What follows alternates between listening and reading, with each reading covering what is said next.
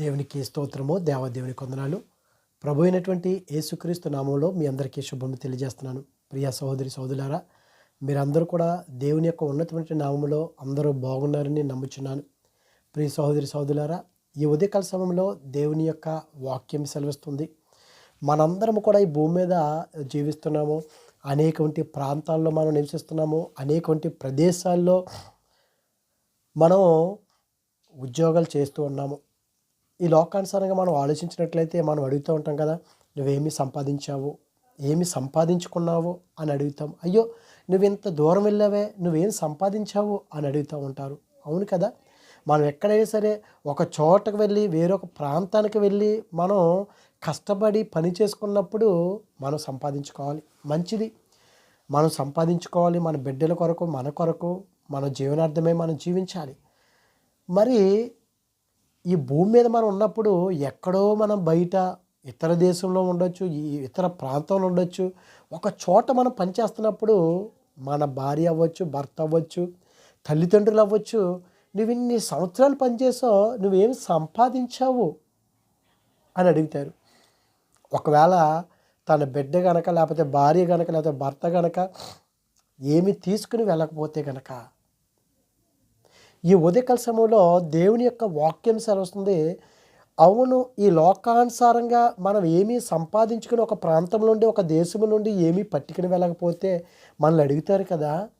మరి ఈ సృష్టిని సృష్టించినటువంటి దేవాతి దేవుడు, ఈ జీవాన్ని ఇచ్చినటువంటి దేవుడు, తన బిడ్డలుగా తన స్వరక్తం ఇచ్చి పాపము నుండి, పాపమనే దాసత్వం నుండి మనకి విడుదల కలిగించినటువంటి దేవాతి దేవుడు తన కొనుక్కున్నటువంటి తన బిడ్డల్ని ఆయన అడగడా, నా కుమారుడా, భూమి మీద నువ్వేమి సంపాదించావంటే, ఇదిగో నేను పొలాలు సంపాదించానయ్యా, నేను ధనాన్ని సంపాదించానయ్యా, నేను మనుషులను సంపాదించానయ్యా, నేను పేరును పలుకుబడిని సంపాదించానయ్యా అని అంటే ఆయనకి అవసరత?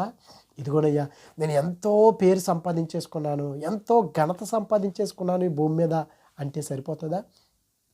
దేవుని యొక్క వాక్యం సెలవుస్తుంది,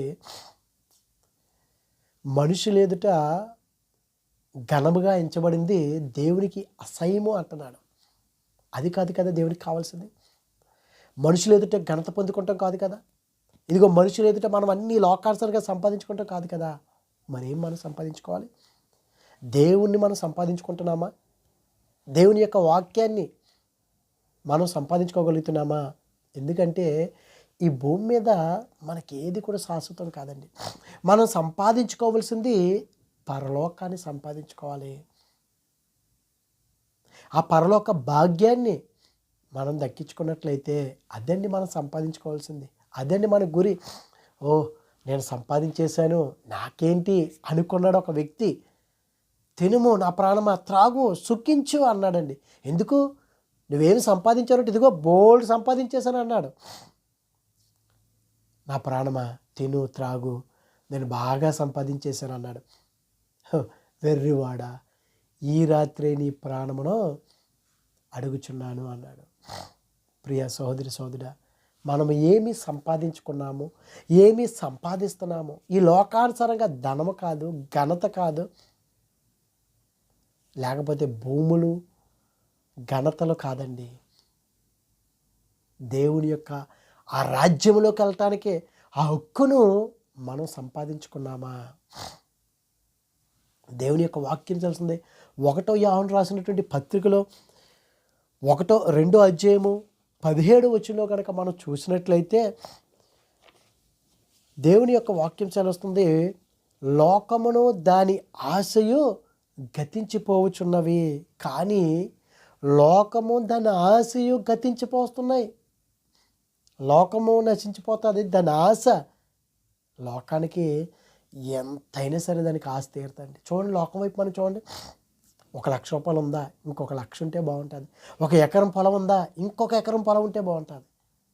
ఎమ్మెల్యేనయ్యానా, మినిస్టర్ని అయిపోవాలి అంటే లోకము దాని ఆశ గతించిపోవచ్చున్నవి. వాటికి అసలు ఒక ఇది ఉంటుందండి, దానికి అడ్డు ఆపు ఉండదు ఆశకి. లోకమును దాని ఆశయు గతించిపోవచ్చును, కానీ దేవుని చిత్తము నిజంగా మనం దేవుని యొక్క చిత్తాన్ని నెరవేర్చే విధంగా ఉన్నామా? దేవుని చిత్తము జరిగించువాడు నిరంతరము నిలుచును. నువ్వు ఈ లోకమును లోకాశలు కనుక నువ్వు జరిగించినట్లయితే అవి గతించిపోతాయి. కానీ దేవుని యొక్క చిత్తాన్ని కనుక మనం జరిగించినట్లయితే నిరంతరము మనం నిలుస్తామండి. అదండి మనం సంపాదించుకోవాల్సింది. దేవుని చిత్తం ఏంటో అది మనం చేసినట్లయితే మనల్ని నిరంతరము పరలోకములో నిరంతరము మనము ఆయనతో పాటు భోజనం చేసే ఆయనతో మనం భోజనం చేసేవారుగా ఉంటామండి. అదండి మనం సంపాదించుకోవాల్సింది. ఈ లోకంలో నేను ఎమ్మెల్యే తోటి ఫోటో దిగాలి, లేకపోతే మినిస్టర్ తోటి దిగాలి, అక్కడ ఆయనతో నేను భోజనం చేయాలి, ఆయనతో నేను పాల్గొనాలి అని అనుకుంటాం కదండి. అది సంపాదించుకుంటాం. లేకపోతే ఆ యొక్క అధికారి పక్కన నేను కూర్చోవాలి, ఆ స్థానం నాకు కావాలని సంపాదించుకుంటాం కదండి.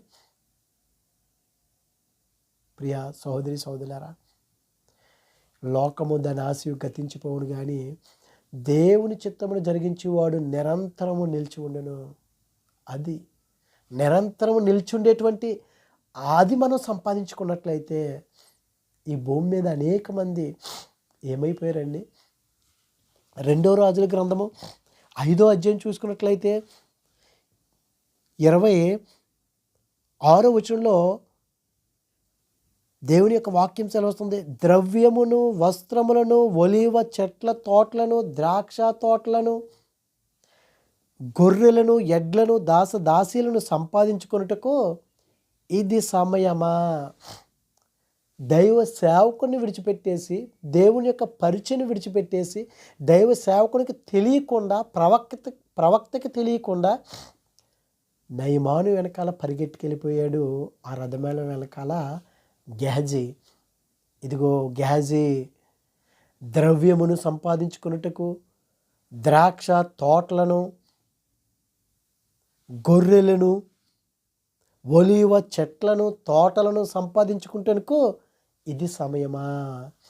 ఇదండి మనకి సమయము.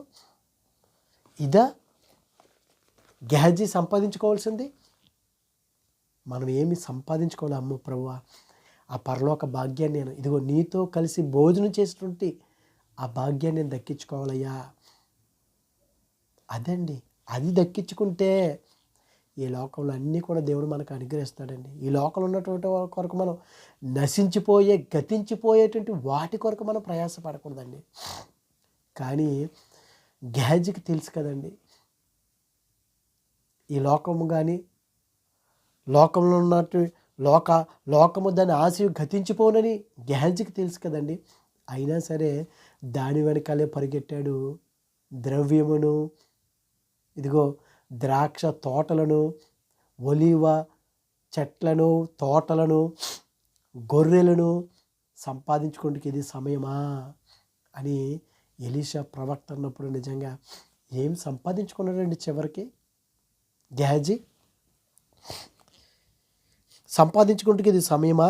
కాబట్టి నయమానుకు కలిగిన కుష్టు నీకును నీ సంతతికి సర్వకాలము అంటియుండునని చెప్పగా, వాడు మంచు వలె తెల్లనైన కుష్ఠరోగం కలిగి ఎలీషా ఎదుటి నుండి బయటికి వెళ్ళాను. ఏం సంపాదించుకున్నాడండి? తనకి, తన కుటుంబానికి చివరికి నయమానుకు కలిగినటువంటి ఆ తెల్లనైనటువంటి కుష్టిని తన తరం అంతటి వారికి సంపాదించుకున్నాడండి.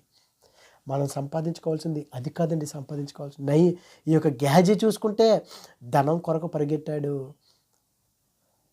ద్రాక్ష తోటల కొరకు, ఒలీవ చెట్లు తోటల కొరకు, ద్రవ్యం కొరకు పరిగెట్టాడండి. గొర్రెల కొరకు పరిగెట్టాడండి. చివరికి ఏం సంపాదించుకున్నాడండి?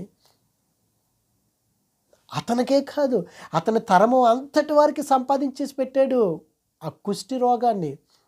ఈ దినాన్న నీ బిడ్డల కొరకు, నీ కొరకు, నీ భార్య భర్త కొరకు, బిడ్డల కొరకు, నీ స్నేహితుల కొరకు ఏమి సంపాదించి పెడుతున్నావు?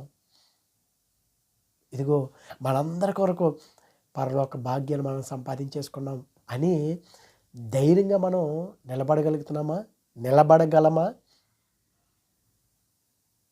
లేకపోతే గెహజీలాగా తన తరం అంతటి వారికి కూడా సంపాదించేసుకున్నాడండి. కుష్టి వ్యాధి సంపాదించేసుకున్నాడు. నీవు ఏమి సంపాదించుకున్నావో ఈ దినాన్న, అయ్యో ప్రభా నీ ప్రేమ నేను సంపాదించుకున్నానయ్యా, నీ ఓపిక నేను సంపాదించుకున్నానయ్యా, ఇదిగో తండ్రి నాలో తగ్గింపు నేను సంపాదించుకున్నానయ్యా, ఇదిగో దేవా ఏ పరిస్థితులనే సరే నిన్ను నేను విడవకుండా జీవించడానికి అది నేను సంపాదించుకున్నానయ్యా అని నువ్వు నిజంగా ధైర్యంగా నిలబడగలమా?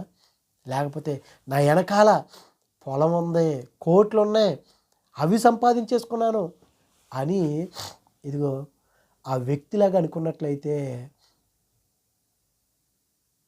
నేను నాకు కావలసినంతని సంపాదించుకున్న నా ప్రాణమ తిను త్రాగు అన్నాడు. అతని ప్రాణాన్నే పోగొట్టుకున్నాడు కదా. అది కాదు కదా సంపాదించుకోవాల్సింది. దేవుని యొక్క మనస్సును మనం సంపాదించుకోవాలి. ఇదిగో దేవుని యొక్క మనసులో మనం స్థానాన్ని సంపాదించుకోవాలండి. అదండి ఈ ఉదయకాల సమయంలో దేవుని యొక్క వాక్యం చూసిన, అయ్యో ప్రభా నీ సన్నిధిలో నేను స్థానం సంపాదించుకోవాలయ్యా, నీ మనసులో నేను చోటు దక్కించుకోవాలయ్యా. చూడండి, ఎక్కడికైనా వెళ్తే కనుక పెద్ద మీటింగ్ జరిగితే, ఇదిగో నాకు ఫ్రంట్ లేకపోతే పలానా చోట నాకు స్థలం ఉండాలి అంటూ ఉంటారు కదండి.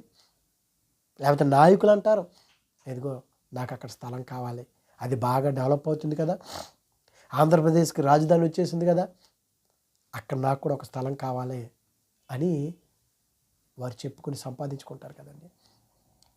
లోకము దాని ఆశయు గతించిపోవునంటండి. కానీ ఎవరైతే గనక దేవుని చిత్తాన్ని గనక నెరవేరుస్తారో, దేవుని చిత్తాన్ని జరిగిస్తారో, వారు నిరంతరము నిలిచి ఉంటారు. మనం ఎప్పుడు కూడా నయమాను ఆ కుష్టిని పోగొట్టుకున్నాడో వెళ్ళిపోయాడు, నయమాను వెనకాల పరిగెట్టుకుంటూ వెళ్ళాడు గెహజీ. మనం ఎప్పుడు కూడా గెహజీలాగా ఉండకూడదండి. నయమాను తెలుసుకున్నాడు దేవుని గురించి, దేవుని యొక్క గొప్పతనం గురించి. గెహజీ అయితే ఇదిగో ధనం కోసం, ద్రవ్యం కోసం, వాటన్నిటి కోసం, వెండి కొరకు, ద్రాక్ష తోటల కొరకు పరిగెట్టుకుంటూ వెళ్ళాడండి. అవి సంపాదించుకున్నాడు, సంతోషపడిపోయాడు. చివరికి కొంత సమయమే ఉన్నది, ఇదిగో అతని యొక్క తరం అంతటి వారికి, అతని తరం అంతటి వారికి కుష్ఠరోగం సంపాదించుకున్నాడు.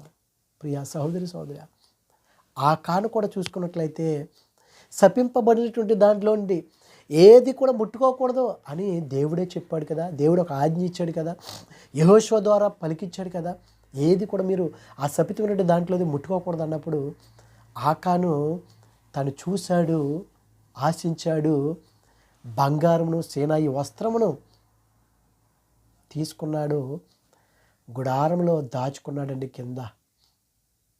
చివరికి ఏమయ్యాడండి, అతడే కాదు అతడి సంతతి వారందరూ కూడా మరణించారంటే ఎంత భయంకరమైన పరిస్థితి అండి. రాళ్లతో కొట్టబడ్డారు.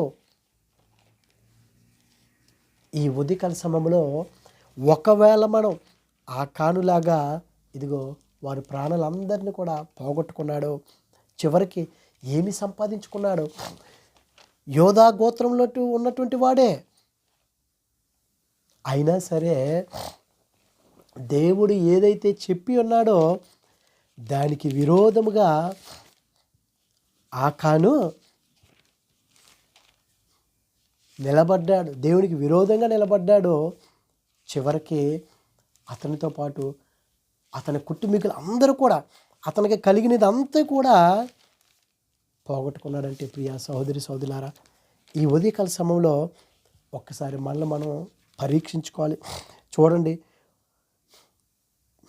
తరువాత యెహోషువయు ఇశ్రాయేలు అందరూ జరావు కుమారుడైన ఆకానును, ఆ వెండిని, ఆపై వస్త్రములను, ఆ బంగారు కమ్మిని, ఆకాను కుమారులను, కుమార్తెలను, ఎద్దులను, గాడిదలను, మందను, డేరను, వానికి కలిగిన సమస్తను పట్టుకొని ఆ కోరు లోయలోనికి తీసుకుని వచ్చి ఏం చేశారండి, రాళ్లతో కొట్టి చివరికి కాల్చివేశారు కదండి.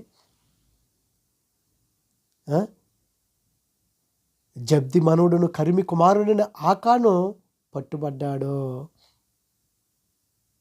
అంటే యోధా వంశమే యేసుక్రీస్తు వారు వచ్చినటువంటి వంశము.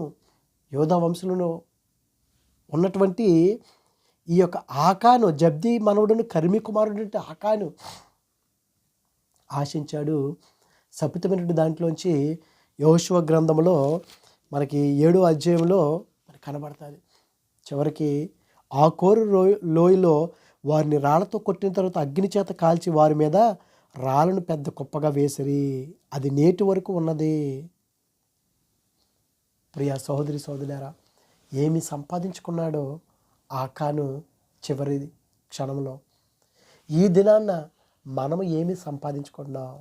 నీవు ఏమి సంపాదించుకున్నావు? దేవుని యొక్క మనసులో స్థానాన్ని సంపాదించుకున్నావా? దేవుని యొక్క ప్రేమను సంపాదించుకున్నావా? దేవుని యొక్క ఔన్నత్యను సంపాదించుకున్నావా? దేవునికి ఉన్నటువంటి ఆ తగ్గింపును సంపాదించుకున్నావా? లేకపోతే ఈ లోకానుసారంగా గతించిపోయేటువంటివి నువ్వు సంపాదించుకున్నావా? మనల్ని మనం పరీక్షించుకున్నట్లయితే ఇలాగా బైబిల్ గ్రంథంలో అనేక మంది ఉన్నారు.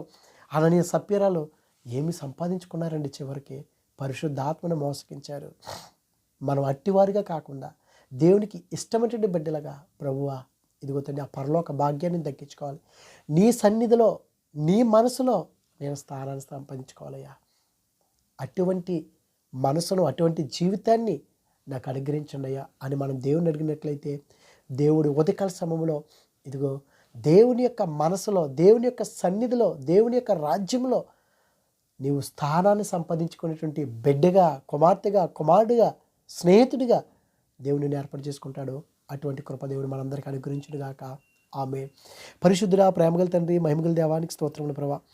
ఇదిగో దేవ ఉదయకాల సమయంలో ప్రభా, ఇదిగో తండ్రి లోకం కానీ లోకంలో ఉన్నటువంటి అన్నీ కూడా, లోక ఆశ అన్నీ కూడా గతించిపోవును, కానీ నీ చిత్తమును జరిగించేవాడు నిరంతరం నిలిచి ఉన్నాడని సెలవుస్తున్నావు దేవా. అవును ప్రభా, లోకము గతించిపోతుందయ్యా, లోక ఆశలు గతించిపోతాయ్యా. ఇదిగో దేవా, మేము ఈ లోకంలో ఉన్నంత వరకు ప్రభా మేము ఏమి సంపాదించుకున్నామంటే ఇదిగో కావాల్సినటువంటి ఆస్తులు సంపాదించుకున్నాను అనుకున్నాడయ్యా. వెర్రివాడని ప్రాణని రాత్రిలో కాల సమయంలో తీసుకున్నాను అన్నవయ్యా. మేము సంపాదించుకోవాల్సింది లోకానుసారంగా కాదు, ఆత్మానుసారంగా ఆ పరలోక భాగ్యంలో ప్రభా, ఆ పౌరసత్వంలో ప్రభా ఇదిగో తండ్రి మేము సంపాదించుకుంటానికయ్యా. ఇదిగో దేవా, నీ మనసులో స్థానాన్ని మేము సంపాదించుకునేటువంటి ఆ భాగ్యాన్ని మాకు అనుగ్రహించండి. అనారోగ్యం వరకు ఆరోగ్యాలు దయచేసి నీ కృపలో భద్రపరచమని క్రీస్తునామమున నడిచిన పరమ తండ్రి. Amen, amen. God bless you all. దేవుడు మిమ్మల్ని, మీ కుటుంబాన్ని దేవుడు దీవించి ఆశించును గాక. వాక్యాన్ని వినండి, అనేక మందికి పంపించండి. దేవుని యొక్క దీవెనలు మీరు పొందుకోండి. God bless you all.